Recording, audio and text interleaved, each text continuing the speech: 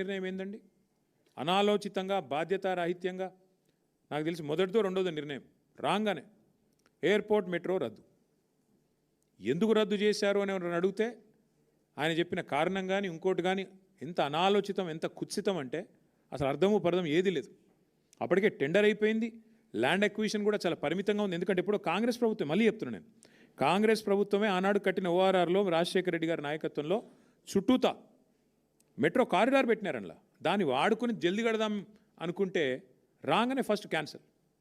ఈ పాటికి అయిపోయేది ఎయిర్పోర్ట్ మెట్రో ఎక్స్ప్రెస్ కారిడార్, ఈ పాటికి 2 ఏళ్ళు దాని టర్ము, ఈ పాటికి అయిపోయేది. ఎందుకంటే ల్యాండ్ అక్విజిషనే లేదు. స్ట్రైట్గా ఎట్ గ్రేడ్, మళ్ళీ అది కూడా పిల్లర్లు వేసేది కూడా అవసరం లేదు. ఎట్ గ్రేడ్ అంటే భూమి మీదే వేసుకుంటూ వెళ్ళిపోవచ్చు.